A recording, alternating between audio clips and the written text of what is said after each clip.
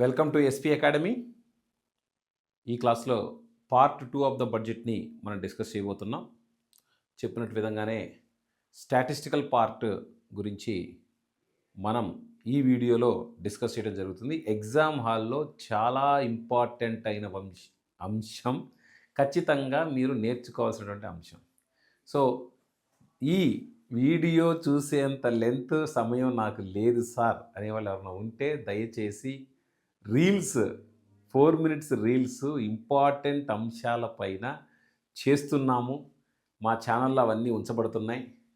PDF link already ఇచ్చాము, అది తీసుకోండి. మీ విజయమే మా ఆకాంక్ష. సో ఇప్పుడు మనం అసలు ఏం చెప్తున్నారు నిర్మలా సీతారామన్ గారు, అసలు చిట్టా ఎంతుంది, పైసల చిట్టా ఎంతుంది, అసలు ఈ వీడియోలో స్టాటిస్టికల్ పార్ట్స్ గురించి మనం మాట్లాడుకుంటున్నాం. ఫస్ట్ ఆఫ్ ఆల్, సో మీ అందరికీ తెలుసు టోటల్ ఇన్కమ్ ఏదైతే ఉందో ఇది యాక్చువల్గా మీకు కనపడే నంబర్ వేరు, వాస్తవానికి వచ్చేటువంటి ఆదాయం వేరు. So first and foremost thing, ఎగ్జామినేషన్లు అడిగితే మిమ్మల్ని 26, 27 ఇది చూడండి, 26, 27 బడ్జెట్ యొక్క వాల్యూ ఎంత అని అడుగుతాడు. అందుకని ఆ మొత్తం ఫిగర్ని మేము రీడింగ్లో ఉంచాం చూడండి. Okay, 53 lakh crores. మరి ఎగ్జాక్ట్ నంబర్ గుర్తుంచుకోవాలండి. ఈ నంబర్ ఏదైతే ఉందో మీరు ఇయర్ వరకు ఈ నంబర్ని ఎగ్జాక్ట్ నంబర్ గుర్తుంచుకోవాలి. 53,47,315 crores.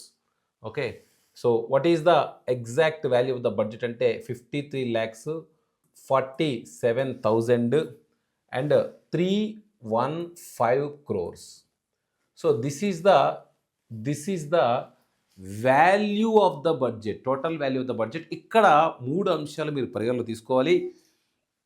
ఒకటి వచ్చేసేసి ఈ బడ్జెట్ 2026-27 బడ్జెట్ ఎప్పటి నుంచి అమల్లోకి వస్తుంది? 1 ఏప్రిల్ 2026 నుంచి అమల్లోకి వస్తుంది. మరి రాబోయే సంవత్సరం గురించి ఈ బడ్జెట్ మాట్లాడుతుంది. రాబోయే సంవత్సరం గురించి బడ్జెట్ మాట్లాడుతుంది కాబట్టి దాన్ని ఎస్టిమేట్స్ అని అంటాము. ఎస్టిమేట్స్ తెలుగులో అంచనాలు అనేటువంటి పేరుతో మనం పిలుస్తాం. సో కాబట్టి ఎగ్జామ్ హాల్లో మనకు చాలామందికి తెలియని విషయం ఏమిటి అంటే, జరుగుతున్న సంవత్సరానికి సవరణలు ఉంటాయి, జరిగిపోయిన సంవత్సరానికి వాస్తవ విలువలు ఉంటాయి. రాబోయేటువంటి సంవత్సరానికి మనకి ఏముంటాయంటే, రాబోయేటువంటి సంవత్సరానికి అంచనాలు ఉంటాయి. సో ఇది 26-27 ఎస్టిమేట్స్, మర్చిపోవద్దు.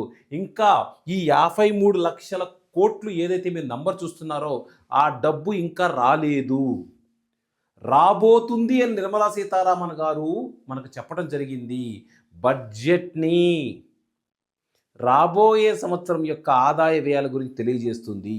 బడ్జెట్ ప్రవేశపెట్టేటప్పుడు రాష్ట్రపతి అనుమతి తప్పనిసరి. బడ్జెట్ లోక్సభలో ప్రవేశపెడతాము. బడ్జెట్ 1 ఫిబ్రవరిన ప్రవేశపెడతాము. బడ్జెట్ని తొలిసారిగా ప్రవేశపెట్టింది షణ్ముగం శెట్టి. నిర్మలా సీతారామన్ ఈ బడ్జెట్ని 9వ బడ్జెట్గా ప్రవేశపెట్టడం జరిగింది. బడ్జెట్ ఏదైతే ఉందో 53 లక్షల కోట్ల రూపాయల బడ్జెట్ని ఈ సంవత్సరం నిర్మలా సీతారామన్ గారు ప్రవేశపెట్టడం జరిగింది. ఈ బడ్జెట్ ఏదైతే ఉందో దీన్ని కర్తవ్య బడ్జెట్గా నిర్మలా సీతారామన్ గారు ప్రకటించడం జరిగింది. ఇవే ఎగ్జామినేషన్ ప్రశ్నలు. సో ఎప్పుడైనా గుర్తుంచుకోండి, ఎకానమీని చదివేటప్పుడు అవుట్డేటెడ్ ఎకానమీ చదవద్దు. ఎకానమీ మిగతా సబ్జెక్ట్ లాగా కాదు. ఎకానమీ చదివేటప్పుడు అది ప్రస్తుత ఓరియంటేషన్ తగ్గట్టుగా ఉందో లేదో తెలుసుకొని మీరు చదవాల్సి ఉంటుంది. శివప్రసాద్ క్లాసెస్లో మీకు ఆ డైనమిక్ ఎకానమీ మీకు దొరుకుతుంది. నెక్స్ట్ మనం మాట్లాడుతున్నాం ఇక్కడ రెవెన్యూ ఇన్కమ్ ఏదైతే ఉందో, ఇన్కమ్ని ఫస్ట్ ఈ స్లైడ్లో మనం ప్రభుత్వానికి వచ్చేటువంటి ఆదాయం ఇన్కమ్ ఏదైతే ఉందో ఆ ఇన్కమ్ని మనం ఈ 26-27 సంబంధించిన ఇన్కమ్ మాట. అసలు ఇన్కమ్ ఎన్ని రకాలుగా వస్తుంది అనేది మనం మాట్లాడేటప్పుడు ఫస్ట్ అండ్ ఫార్మోస్ట్ థింగ్, ప్రభుత్వాన్ని పోషిస్తారు. చాలామంది అనుకుంటారు ఏంటంటే ప్రభుత్వం ప్రజల్ని పోషిస్తుంది అనుకుంటారు. కాదు, ప్రజలే వాళ్ళందరూ చందాలు వేసుకొని ఆ చందాలతోనే ప్రభుత్వాన్ని పోషిస్తారు. ఆ చందాలనే మీకు అర్థమయ్యే భాషలో ట్యాక్స్ అని అంటాం. సో నువ్వు సుప్పు కొన్నా, పప్పు కొన్నా, లేకపోతే సోపు కొన్నా, ఏసీ కొన్నా, బస్సు కొన్నా, కారు కొన్నా, టీవీ కొన్నా, you are paying taxes the government if your income is certain level. మీ యొక్క ఆదాయం కనుక పరిమితి దాటిపోయినట్లయితే అప్పుడు కూడా మీరు ట్యాక్స్ పే చేస్తారు. ఈ విధముగా ప్రభుత్వానికి వచ్చేటువంటి ఆదాయం 2026-27లో ఎంతో చూద్దామా? 2020 ఇదిగో చూడండి ఇక్కడ క్లియర్గా ఉంది. సో 2026-27 ప్రభుత్వానికి మనందరం కంట్రిబ్యూట్ చేసేది 28 lakh crores. Exact number board మీద ఉంది. So 28 lakh crores, 28,66,922 crores. 28,66,922 crores ఎగ్జాక్ట్గా నంబర్ గుర్తుంచుకోవాల్సిందే. 2026-27లో అసలు భారతదేశానికి వచ్చేటువంటి ఆదాయం ఎంత అని అడుగుతాడు. 28,66,922 crores భారతదేశానికి ఎగ్జాక్ట్గా బడ్జెట్కి రావటం అనేది జరుగుతుంది. సో ఇది ట్యాక్స్ బేస్డ్ ఇన్కమ్. చాలామందికి తెలియని మరొక విషయం నేను ఒకసారి చెప్తాను, మీరు చూడండి. ఇక్కడ మీరు గమనించినట్లయితే, ఒక్క నిమిషం నేను కలర్ మార్చుకుంటాను, have a look of it. So ఇక్కడ మీరు గమనించినట్లయితే one of the most important అంటే మనము సెంటర్కి అంటే కేంద్రానికి వచ్చిన ట్యాక్సెస్లో స్టేట్స్కి వాటా ఉంది. సో దాని గురించి మనం మాట్లాడతాము, ఎంత వాటా ఉందనేది మనం డిస్కస్ చేస్తాము. సెంటర్కి వచ్చిన పైసల్లో స్టేట్స్కి వాటా ఉంది. ఇప్పుడు సెంటర్కి వచ్చిన ట్యాక్స్ల మొత్తాన్ని మనము జీటీఆర్ అనేటువంటి పేరుతో పిలుస్తాం. జీటీఆర్ అంటే గ్రాస్ ట్యాక్స్ రెవెన్యూ. జీటీఆర్ అంటే గ్రాస్ ట్యాక్స్ రెవెన్యూ. మరి దాంట్లో నుంచి స్టేట్స్కి వాటా ఇస్తాం కదండి. స్టేట్స్కి వాటా ఇచ్చిన తర్వాత మిగిలిన దాన్ని NTR, net tax revenue. So gross tax revenue వేరు, నెట్ ట్యాక్స్ రెవెన్యూ వేరు. సో నెట్ ట్యాక్స్ రెవెన్యూ అంటే బండ గుర్తుంచుకోండి. రాష్ట్రానికి వాటా ఇచ్చిన తర్వాత ఉండేదాన్నే నెట్ ట్యాక్స్ రెవెన్యూ అంటాం. కేంద్రానికి మనం డబ్బులు ఇచ్చిన తర్వాత మనం అంటే డబ్బులు ఇవ్వక ముందు, so without distribution GTR, with distribution పంచిన తరువాత మనకి ఏదైతే పైసలు మిగులుతాయో దాన్ని మనం నెట్ ట్యాక్స్ రెవెన్యూ అంటాం. సో చాలామందికి తెలీదు ఈ 28 lakhs అనేది నెట్ ట్యాక్స్ రెవెన్యూ, నికర పన్ను ఆదాయం, నికర పన్ను ఆదాయం. సో కాబట్టి don't forget about every year A year అయినా బడ్జెట్ వచ్చిందంటే మీరు ట్యాక్స్ ఇన్కమ్ నేర్చుకోవాల్సి ఉండద్ది. నెక్స్ట్ మనం మాట్లాడదాము ఇప్పుడు మరొక మోస్ట్ ఇంపార్టెంట్ నాన్ ట్యాక్స్. చాలామందికి అసలు నాన్ ట్యాక్స్ అంటే ఏంటో కూడా తెలీదు. చాలామందికి అసలు నాన్ ట్యాక్స్ అంటే కూడా ఏంటో కూడా తెలీదు. మీకు అద్భుతమైన స్లైడ్ చూడండి ఒక్కసారి, అద్భుతమైన స్లైడ్లో అసలు ట్యాక్స్లు ఏంటి, నాన్ ట్యాక్స్లు ఏంటి. సో ఇక్కడ మీకు ఇందాక వచ్చినటువంటి ట్యాక్స్ బేస్డ్ ఇన్కమ్ మొత్తం ఒక్కసారి చూడండి ఎంత చక్కగా ఉందో. సో ఇక్కడ డైరెక్ట్ ట్యాక్స్ ఎవరి మీదైతే ట్యాక్స్ పడుతుందో వారే చెల్లిస్తే, ఎవరి మీదైతే ట్యాక్స్ పడుతుందో వారే చెల్లిస్తే దాన్ని మనం వచ్చేసేసి డైరెక్ట్ ట్యాక్స్. సో అలా కాకుండా సంస్థల మీద పడిన పన్ను తిరిగి ప్రజల మీద గనక విధిస్తే దాన్ని మనం ఇండైరెక్ట్ ట్యాక్స్. ఎవరి మీదైతే ట్యాక్స్ పడుతుందో వారే చెల్లిస్తే దాన్ని డైరెక్ట్ ట్యాక్స్ అని, సంస్థల మీద పడిన పన్ను తిరిగి ప్రజల మీద పడితే దాన్ని ఇండైరెక్ట్ ట్యాక్స్ అనేటువంటి పేరుతో పిలుస్తాం. ఈ రెండింటిని కలిపి మనం ట్యాక్స్ బేస్డ్ ఇన్కమ్ అనేటువంటి పేరుతో పిలుస్తాం. ఈ ఇన్కమ్ అందరికీ కూడా ఐడియా ఉంటుంది. సో ఈ ఇన్కమ్ అనేది అందరికీ కూడా, సో బడ్జెట్ క్లియర్గా చెప్తుంది. జిఎస్టీ అత్యధిక ఆదాయాన్ని తెచ్చిపెట్టేటువంటి ట్యాక్స్ జిఎస్టీగా మనం చెప్పడం జరుగుతుంది. సో దాంతోపాటుగా మనం గమనించినట్లయితే ఇక్కడ మనం non tax based revenue income ఇది ఇంపార్టెంట్. ఇందాక మనం ఆ ఆదాయాన్ని ఎక్స్ప్లెయిన్ చేయడానికి ఇక్కడ దాకా వచ్చాము. Non tax based revenue income అంటే ప్రాఫిట్ అండ్ డివిడెండ్. సో దేశానికి వచ్చేటువంటి ప్రాఫిట్లు అండ్ డివిడెండ్స్ ఏవైతే ఉన్నాయో ఇవి లాభాలు. అంటే జనరల్గా మనం ప్రభుత్వానికి పిఎస్యు అంటే పబ్లిక్ సెక్టర్ ప్రభుత్వానికి, ఓఎన్జీసీ కంపెనీ ప్రభుత్వాందే, భారత్ పెట్రోలియం కంపెనీ ప్రభుత్వాందే, ఎన్టీపీసీ కంపెనీ కూడా ప్రభుత్వానిదే. సో ఇలాంటి ప్రభుత్వ కంపెనీల నుంచి వచ్చేటువంటి లాభాన్ని non tax based revenue income అనే పేరుతో పిలుస్తాం. సో ప్రభుత్వం అనేక మందికి వడ్డీకి ఇచ్చినప్పుడు ప్రభుత్వానికి వడ్డీ వస్తుంది, అది కూడా నాన్ ట్యాక్స్ బేస్డ్ రెవెన్యూ ఇన్కమే. సో ఫైనాన్షియల్ సర్వీసెస్, ఆర్బీఐ కానీ, బ్యాంకులు కానీ, స్టాంపు పేపర్లు ముద్రించడం కానీ, లేదా ఇతరత్ర అంశాలు కానీ, ఇవన్నీ కూడా ప్రభుత్వానికి ఆదాయాన్ని చేకూరుస్తాయి. మనం ఏదన్నా ఇన్కమ్ ట్యాక్స్ లేట్ కడితే పెనాల్టీ వేస్తారు. ఏదన్నా మనం గనక ఇన్ టైంలో ఏదైనా కోర్టులో కేసు వేయాలంటే ఫీజు పే చేయాలి. అలా ఫీజులు కానీ, పెనాల్టీస్ కానీ, ఆర్బీఐ ఫంక్షన్స్ కానీ, బ్యాంకుల యొక్క పనితీరు కానీ, రైల్వేస్ కానీ, లేదా ప్రభుత్వ కంపెనీల నుంచి వచ్చేటువంటి లాభాలు కానీ, అలా కాకుండా మనకు పక్క దేశాల నుంచి ఏదైనా బహుమతులు పొందినా అవి కూడా మనకు నాన్ ట్యాక్స్ బేస్డ్ రెవెన్యూ ఇన్కమ్లోనే వస్తాయి. ఎగ్జామినేషన్ పాయింట్ ఆఫ్ వ్యూలో which of the following taxes are non tax income అనేటువంటి క్వశ్చన్ వస్తుంది. Which of the following elements are non tax income అంటే ఈ లిస్ట్ గుర్తుంచుకోండి. ఈ లిస్ట్ నేను తయారు చేసింది కాదు, పుస్తకాల్లో ఉన్నటువంటి లిస్ట్ని యాజ్ టీజ్గా మీకు ఇవ్వటం అనేది జరుగుతుంది.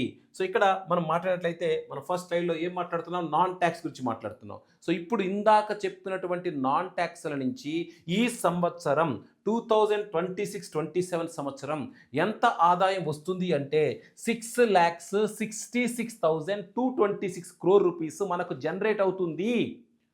సో ఇప్పుడు అందరూ గుర్తుంచుకోండి, రెవెన్యూ ఇన్కమ్ అనగా, రెవెన్యూ ఇన్కమ్ అంటే మనకి ఇక్కడ క్లియర్గా చూడండి, tax based plus non tax based. So ఈ రెండింటిని మనం కలిపినట్లయితే, have a look of it. So ఈ రెండింటిని మనం కలిపినట్లయితే వచ్చేదే రెవెన్యూ ఇన్కమ్. ఎగ్జామినేషన్లో మిమ్మల్ని అడిగేది 2026-27 రెవెన్యూ ఇన్కమ్ ఎంత అనే ప్రశ్న అడుగుతారు. అప్పుడు 35,33,150 crore రూపీస్ మనకు ఏ ఇన్కమ్ ఉందంటే రెవెన్యూ ఇన్కమ్ అనేది ఉండటం జరిగింది. సో రెవెన్యూ ఇన్కమ్ అంటే ట్యాక్సుల నుంచి వచ్చేటువంటి ఆదాయం ప్రభుత్వానికి, నాన్ ట్యాక్సుల నుంచి ప్రభుత్వానికి వచ్చే ఆదాయము, రెండు ఆదాయాలను కలిపి మనం రెవెన్యూ ఇన్కమ్ అనే పేరుతో పిలుస్తాం. ఈ బడ్జెట్లో రెవెన్యూ ఇన్కమ్ 35 lakh crores ఉంది.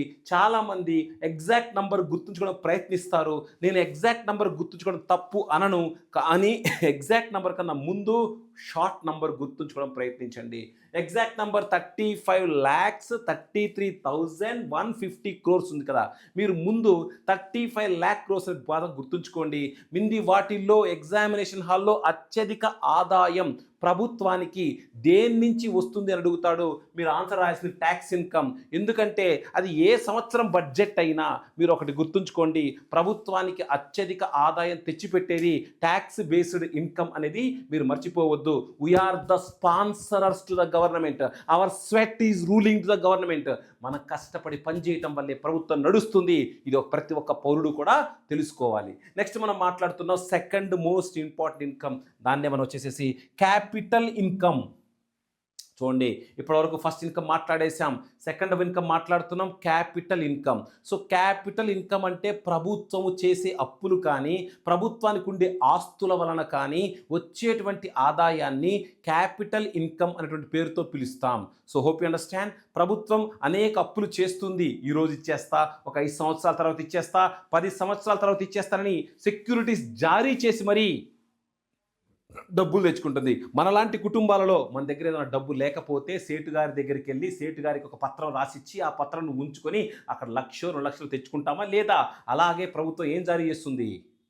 ప్రభుత్వ సెక్యూరిటీలు జారీ చేస్తుంది. సో అలా రుణాలు తెచ్చుకునేవి, లేకపోతే రుణాలు కాకుండా వచ్చేటువంటివి. సో ఈ రెండు కలిపి మనకు look at the number 18,14,165 crores మనకు ఈ యొక్క క్యాపిటల్ నుంచి వస్తుంది. ఇక్కడ కింద క్లియర్గా రాస్తుంది, చూడండి ఏం రాస్తుంది, revenue income plus capital income రెండు కలిపితే మీకు వచ్చేదే ఏంటంటే టోటల్ ఇన్కమ్ వస్తుంది. టోటల్ ఇన్కమ్ ఎంత? 53,47,315 crores. Last number 315 crores. ఇక్కడ మీరు చూసినట్లయితే సో ఎన్ని లక్షల కోట్ల బడ్జెట్ నిర్మలా సీతారామన్ గారు 9వ బడ్జెట్గా పార్లమెంట్లో ప్రవేశపెట్టడం జరిగిందంటే 53 లక్షల కోట్ల రూపాయల బడ్జెట్ని నిర్మలా సీతారామన్ గారు ప్రవేశపెట్టడం జరిగింది. ఇందులో ఈ 53 లక్షల కోట్లలో మీరు చూడండి ట్యాక్స్ ఇన్కమ్గా 28 లక్షల కోట్లు జనరేట్ అయితే, నాన్ ట్యాక్స్గా 6,66,000 కోట్లు జనరేట్ అయితే, అదే క్యాపిటల్ ఇన్కమ్గా 18 లక్షల కోట్లు జనరేట్ అయింది. ఈ నంబర్స్ గుర్తుంచుకోవాలా? చాలామంది అడిగే ప్రశ్న ఏంటంటే ఈ నంబర్స్ గుర్తుంచుకోవాలంటే అన్డౌటెడ్గా చెప్తున్నా, ఈ నంబర్స్ గుర్తుంచుకోవాలి. ఇలా అన్నాను గుర్తుంచుకోవద్దని కాదండి, గుర్తుంచుకోవాల్సిందే. అలా గుర్తుంచుకున్న నంబర్లే మీకు స్లైడ్లో ఇచ్చాము. ఆ స్లైడ్లో ఇచ్చిన నంబర్స్ని బట్టి పట్టండి. సో 50 లక్షల కోట్లు భారతదేశ బడ్జెట్ హాఫ్ సెంచరీ కన్నా 3 పాయింట్లు ఎక్కువ. హాఫ్ సెంచరీ అంటే మీకు తెలుసు 50 + 3 53. సో నెక్స్ట్ మనం మాట్లాడుతున్నాం. సో ఈ ఫార్ములా మర్చిపోద్దండి. So total income is equal to revenue income plus capital income. So ఇప్పుడు మనం మరొక అంశాన్ని మనం మాట్లాడుతున్నాం. ఇక్కడ మనం ఆదాయము ఏ అంశాల నుంచి వస్తుంది కూడా మనం ఇన్ డీటెయిల్గా మాట్లాడతాం. ఇక్కడ మన నెక్స్ట్ పాయింట్లో మనకి ఇప్పుడు దాకా మనం మాట్లాడింది ఇన్కమ్ పాయింట్ ఆఫ్ వ్యూ. ఇప్పుడు మనం మాట్లాడేది expenditure point of view. So ఇక్కడ ఇన్కమ్ పాయింట్ ఆఫ్ వ్యూలో మీరు గమనించినట్లయితే మనం 53 లక్షల కోట్ల రూపాయలకి ఇన్కమ్ చూపించాం. ఇప్పుడు ఆ 53 లక్షల కోసం 53 లక్షలు ఎక్కడికి పోతున్నాయి? So whether it is reaching to the people or not. So that is the concept we have to learn here. So ఇక్కడ మీరు గమనించండి, మనం చేసే ఖర్చు రెండు రకాలు.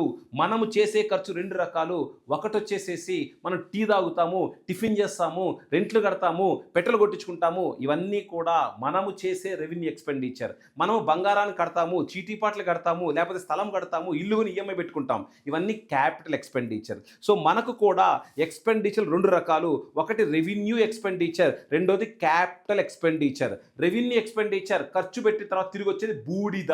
ఓకే, క్యాపిటల్ ఎక్స్పెండిచర్ ఖర్చు పెట్టిన తర్వాత మీకు తిరిగి ప్రతిఫలం వస్తుంది. ఈ రోజు బంగారం కొంటే తర్వాత ధర పెరుగుతుంది, ఈ రోజు ఇల్లు కొంటే తర్వాత ఇంటి యొక్క వాల్యూ పెరుగుతుంది, ఈ రోజు కారు కొనుక్కుంటే తర్వాత అమ్ముకుంటే డబ్బులు వస్తాయి. ఏదైనా ఖర్చు పెట్టిన తర్వాత వస్తువు రూపంలో కనుక ఏర్పడితే దాన్ని మనం క్యాపిటల్ ఎక్స్పెండిచర్ అనేటువంటి పేరుతో పిలుస్తాం. ఏ మాత్రం డిలే చేయకుండా వచ్చేద్దాం. రెవెన్యూ ఎక్స్పెండిచర్ ఎంత ఉందో చూడండి. రెవెన్యూ ఎక్స్పెండిచర్ ప్రభుత్వానికి 41 lakh crores. రెవెన్యూ ఎక్స్పెండిచర్ ఎంత ఉందో ఒకసారి చూడండి. రెవెన్యూ ఎక్స్పెండిచర్ వచ్చేసేసి 41 lakh crores మనకు రెవెన్యూ ఎక్స్పెండిచర్ ఉండటం జరిగింది. అస్సలు రెవెన్యూ ఎక్స్పెండిచర్లో ఏమేమి భాగాలు ఉన్నాయో చూద్దాం రండి. సో రెవెన్యూ ఎక్స్పెండిచర్లో ఏ భాగాలు ఉన్నాయో ఒకసారి చూద్దాం రండి. సో రెవెన్యూ ఎక్స్పెండిచర్ని మనం ఫాస్ట్గా మాట్లాడదాం, ఎక్కడ డిలే లేకుండా. సో ప్రభుత్వం ఇచ్చే జీతాలు, పెన్షన్లు, ఐఏఎస్కి జీతాలు, ఐపీఎస్కి జీతాలు, ఎంపీలకి జీతాలు ఇస్తాం. అవన్నీ కూడా మనకు ఈ యొక్క రెవెన్యూ ఎక్స్పెండిచర్లో భాగాలే. అలా కాకుండా ప్రభుత్వం ₹2 కిలో బియ్యం ఇస్తుందని తెలుసు మీకు, ప్రభుత్వం ఎరువుల మీద సబ్సిడీ ఇస్తుందని తెలుసు. ఈ ప్రభుత్వం ఇచ్చే సబ్సిడీలు, పథకాలు, లేకపోతే ఫ్యూయల్ మీద సబ్సిడీలు, లేకపోతే ఆహార సబ్సిడీలు, లేకపోతే ఇంధన సబ్సిడీలు, లేకపోతే ఫెర్టిలైజర్ సబ్సిడీలు, ఇవన్నీ కూడా మరొక రెవెన్యూ ఎక్స్పెండిచర్. చూడండి ఎంత నీట్గా ఉందో ఇక్కడ. డిఫెన్స్, భారతదేశంలో డిఫెన్స్ ఉంది కదండి, ఆ డిఫెన్స్ మెయింటెనెన్స్ డబ్బులు అవుతాయి. దాంతోపాటుగా law and order, CRPF, CSF, BSF, ITBP ఇలాంటి అనేక ఫోర్సెస్ పనిచేస్తాయి, వాళ్ళందరి మెయింటెనెన్స్. దాంతోపాటుగా సామాజిక సేవలు, విద్య, సర్వశిక్ష అభ్యయనం, సమగ్ర శిక్ష అభ్యయనం, ఆరోగ్యం, ప్రధానమంత్రి జన ఆరోగ్య యోజన, ఇలాంటి పథకాలకు అయ్యే ఖర్చు, పేదరిక నిర్మూలనకు అయ్యే ఖర్చు, దాంతోపాటుగా రాష్ట్రాలకు ఇచ్చేటువంటి గ్రాంట్స్, ఇవన్నీ కూడా రెవెన్యూ ఎక్స్పెండిచర్లో భాగము. రెవెన్యూ ఎక్స్పెండిచర్ 41 లక్షల కోట్లు ఉంది. అదే మీరు ఇందాక పైన చూశారు, ఒక్కసారి చూడండి. సో రెవెన్యూ ఎక్స్పెండిచర్ చూడండి, 41,25,494 crores. ఈ నంబరు అలా గుర్తుంచుకోవాలి. ఎప్పుడైనా మీరు చేయాల్సిన పని ఒకటే, మీరు చదివేటప్పుడు మీరు స్టాటిక్ ఇన్ఫర్మేషన్ చదివి దాన్ని కరెంటు డేటాకి అనుసంధించుకుంటే you are the number 1 in economy. మిమ్మల్ని ఎవ్వరు బీట్ కూడా చేయలేరు. మళ్ళీ చెప్తున్నాను, మీరు స్టాటిస్టికల్ ఇన్ఫర్మేషన్ చదువుకొని ఆ స్టాటిస్టికల్ ఇన్ఫర్మేషన్ని మనం, అంటే ఫర్ ఎగ్జాంపుల్ ఇప్పుడు నేను చెప్పాను 41,25,494 crores మనకు రెవెన్యూ ఎక్స్పెండిచర్ ఉండటం జరిగింది. మరి దాంతోపాటుగా మరి క్యాపిటల్ ఎక్స్పెండిచర్, ఆస్తుల కల్పన అంటే డెవలప్మెంట్ ఎక్స్పెండిచర్ ఎంత ఉంది? 12 lakh crores, 12,21,821 crores. మీరు గుర్తుంచుకోండి, భారతదేశము స్వతంత్రం వచ్చిన దగ్గర నుంచి అత్యధిక నంబర్ ఈ సంవత్సరములోనే క్యాపిటల్ ఎక్స్పెండిచర్ మీద చేయడం జరిగింది. రైల్వే స్టేషన్లు మారినయ్యా లేదా, నేషనల్ హైవేస్ మారినయ్యా లేదా, వందే భారత్ ట్రైన్ వచ్చిందా లేదా, నూతన బ్రిడ్జెస్ నిర్మించుకున్నామా లేదా, ఎక్స్ప్రెస్ హైవేస్ వచ్చినాయా లేవా, కొత్త ఎయిర్పోర్ట్స్ నిర్మించామా లేదా, అవన్నీ కూడా ఏ ఎక్స్పెండిచర్లో భాగం? క్యాపిటల్ ఎక్స్పెండిచర్లో భాగం. మీకు ఏమైనా డౌట్ ఉంటే సికింద్రాబాద్ రైల్వే స్టేషన్కి వెళ్ళి ఒక్కసారి చూడండి. సికింద్రాబాద్ రైల్వే స్టేషన్ మోడరేషన్ చేస్తున్నాం. ఆ మోడరేషన్ చేసే ఎక్స్పెండిచర్ ఏ expenditure? Capital expenditure. So capital expenditure మీద ప్రస్తుత మోడీ గారి ప్రభుత్వం 12 లక్షల కోట్లు ఖర్చు పెడుతుంది. లాస్ట్ ఇయర్ 11 లక్షల కోట్లు హైలైట్ అయితే ఆ రికార్డుని బ్రేక్ చేస్తూ 12 లక్షల కోట్లు ఖర్చు పెడుతుంది. ఇది ఎగ్జామినేషన్లో మోస్ట్ ఇంపార్టెంట్ క్వశ్చన్. దాన్నే మనం వచ్చేసేసి క్యాపెక్స్ అనేటువంటి పేరుతో కూడా మనం పిలుస్తాము. Capex full form capital expenditure, తెలుగులో దాన్నే మూలధన వ్యయం అనేటువంటి పేరుతో మనం పిలుస్తాం. అదేవిధంగా నెక్స్ట్ వచ్చేసి ఇంట్రెస్ట్ ఇన్కమ్, వడ్డీ రాబడి. ఇంట్రెస్ట్ ఇన్కమ్, వడ్డీ రాబడి. మై గుడ్నెస్, మీరు చూసినట్లయితే వడ్డీ రాబడి కాదు, ఇది వడ్డీ చెల్లింపులు. ఓకే, సో వడ్డీ చెల్లింపులు అండి. రాబడి అయితే బాగానే ఉంటుంది. వడ్డీ చెల్లింపులు 14 లక్షల కోట్లు పే చేస్తాం. అంటే ఇందాక మీరు 53 లక్షల కోట్లు మనకు మొత్తం వచ్చే ఆదాయం, అందులో అప్పులు ఉన్నాయి మీకు తెలుసు ఆల్రెడీ. కానీ ఇక్కడ 14 లక్షల కోట్లు మనం ఏం పే చేస్తాం? వడ్డీ పే చేస్తాం. సో ఇక్కడ మొత్తము ఇన్కమ్, మొత్తము ఎక్స్పెండిచర్కి సమానమవుతుంది. మీరు ఇందాక చూశారు ప్రీవియస్ స్లైడ్లో, ఇది వచ్చేసేసి ఇన్కమ్ స్లైడ్, ఇది వచ్చేసేసి income slide, total income slide అండి. ఇది టోటల్ ఇన్కమ్ మీకు ఎంత కనపడుతుంది? 53,47,000 crores కనపడుతుంది. ఇప్పుడు ఇక్కడికి వచ్చేయండి, టోటల్ ఎక్స్పెండిచర్ ఎంత కనపడుతుంది? సేమ్ నంబర్ కనపడుతుంది. ఇన్కమ్ ఎక్స్పెండిచర్ సేమ్ నంబర్స్ కనపడుతున్నాయి. ఇక్కడే చాలా మంది పప్పులో కాలేస్తారు. ఏమనుకుంటారు? ఓకే, మొత్తం ఇన్కమ్ ఎంత ఉందో మొత్తం ఎక్స్పెండిచర్ కూడా అంతే ఉంది అంటే, సార్ అప్పులేమీ లేవా? అబ్బా, మన దేశానికి అప్పులే లేని దేశమా? ఇది చాలామంది అనుకునేటువంటి మాట. కానీ కానే కాదు, భారతదేశానికి అప్పులు ఉన్నాయి. సో ఫస్ట్ భారతదేశం, మరి అప్పులు ఉన్నాయంటారు, ఇన్కమ్ ఎక్స్పెండిచర్ సమానం అంటారు ఏంటి సార్? అప్పులు ఉన్నాయి అంటున్నారు, ఇన్కమ్ ఎక్స్పెండిచర్కి సమానం అంటున్నారు, ఏంటిది? కానీ భారతదేశంలో తీసుకొచ్చినటువంటి అప్పులు ఆదాయంలో మనం చూపిస్తాము. భారతదేశంలో తీసుకొచ్చినటువంటి అప్పులు ఆదాయంలో చూపిస్తాం. ఒకవేళ ఎగ్జామినేషన్ హాల్లో భారతదేశ బడ్జెట్ ఏ బడ్జెట్టు, భారతదేశ బడ్జెట్ ఏ బడ్జెట్టు అని అడిగాడు, బ్యాలెన్స్డ్ బడ్జెట్ అని రాయాలి.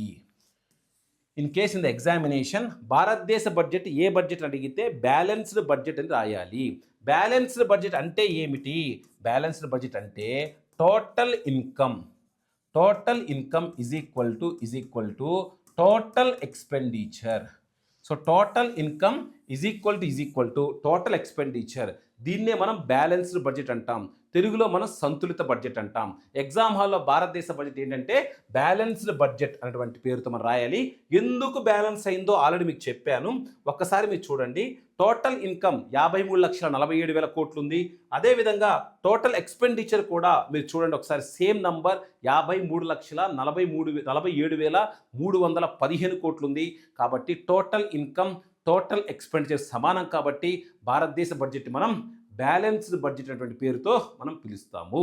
సో ఈ వీడియోలో మనం ప్రభుత్వం యొక్క ఆదాయము 2026-27లో ఎలా ఉంది, ప్రభుత్వం యొక్క వ్యయము 2026-27లో ఎలా ఉందని క్షుణ్ణంగా మాట్లాడాం. ఈ ముందుగా మాట్లాడినట్టుగా మనకు మొత్తం ఎక్స్పెండిచరు ఎంత ఉందంటే 53 lakh crores ఉంది. కానీ ఇక్కడ మీరు నంబర్స్ చూసినప్పుడు మీకు మొత్తం యాడ్ చేస్తే 53 కన్నా ఎక్కువ వస్తుంది. కానీ మీరు గమనించేసిందంటే, మనం ఏదైతే ఇంట్రెస్ట్ రూపంలో చెల్లిస్తున్నామో, ఇది ఎవరైతే ప్రభుత్వము ఏదైతే ఇంట్రెస్ట్ రూపంలో చెల్లిస్తుందో ఆ ఇంట్రెస్ట్ కూడా దీంట్లో చెప్పడం జరిగింది. అందుకని మీకు 41 + 12 కలిపితే మీకు 53 వస్తుంది. సో దాంతోపాటుగా ఇందాక మనం చెప్పుకున్న విధంగా ఒకసారి మీరు ఇందాక చూడండి. సో ఎక్స్పెండిచర్ చెప్పుకునేటప్పుడు ఇదిగోండి, ప్రభుత్వము చేసే అప్పులకి చెల్లించే వడ్డీలు. ప్రభుత్వం అనేక అప్పులు చేస్తుంది, ఆ ప్రభుత్వం చేసేటువంటి అప్పులకు చెల్లించే వడ్డీలు మనకు రెవెన్యూ ఎక్స్పెండిచర్లో భాగమే. సో కాబట్టి ఆ 2 పాయింట్స్ కూడా మీరు ఒక లుక్ వేసుకోండి. ఇప్పుడు మనం మాట్లాడిపోతున్నాం. So rupee comes from, so అసలు దేశానికి అసలు మనీ ఏ ట్యాక్స్ నుంచి వస్తుంది? ఇందాక మనం మాట్లాడుకున్నట్లుగా 53 లక్షల కోట్ల రూపాయలు దేశానికి జనరేట్ అవుతుందని మనం మాట్లాడాం. సో మనం ఇందాక ఫస్ట్ స్లైడ్లో ప్రభుత్వానికి మనం ఒకసారి చూడండి, 53,47,315 కోట్లు ప్రభుత్వానికి వచ్చే మొత్తం ఆదాయం అని చెప్పాం. సో ఇప్పుడు మనం గమనించినట్లయితే సో ఈ 53,47,315 కోట్లు ఏ ఏ రూపంలో వస్తాయి, ఏది ఎంత శాతమని ఎగ్జామినేషన్లు అడుగుతాడు. సో ఈ బడ్జెట్ మనకు 26-27 బడ్జెట్ గురించి మనం మాట్లాడుతున్నాము. So how the rupee comes in, ప్రభుత్వానికి రూపాయి ఏ విధంగా ప్రభుత్వ జోబులోకి వస్తుంది. మీకు ఆల్రెడీ చెప్పాను, మనం కన్సాలిడేటెడ్ ఫండ్ ఆఫ్ ఇండియా అని ఉంటుంది రాజ్యాంగములో. ఆర్టికల్ నంబర్ 266 ప్రకారం మనకు సంఘటిత నిధి అనేది ఉంటుంది. అంటే ప్రభుత్వం ఏ డబ్బులు సమీకరించినా మరి సంఘటిత నిధిలోకి వస్తాయి. ఆ సంఘటిత నిధి అంటే పార్లమెంట్ యొక్క ఆధీనంలో ఉంటుంది. ఫేమస్ క్వశ్చన్ ఎగ్జామినేషన్ హాల్లో, అసలు ఈ ట్యాక్స్లన్నీ ఎక్కడ జమ చేయబడతాయి అంటే కన్సాలిడేటెడ్ ఫండ్ ఆఫ్ ఇండియాలో జమ చేయబడతాయి. దాన్ని తెలుగులో ఏమంటామంటే సంఘటిత నిధి అనేటువంటి పేరుతో పిలుస్తాం. ఇది ఏ ఆర్టికల్కి సంబంధించిందంటే ఆర్టికల్ నంబర్ 266 అని రాయాలి. సో కాబట్టి ఈ యొక్క బడ్జెట్కి సంబంధించిన అంశంలో ఇది ప్రధానమైనటువంటి అంశంగా మనం భావిస్తాం ఎగ్జామినేషన్ పాయింట్ ఆఫ్ వ్యూలో.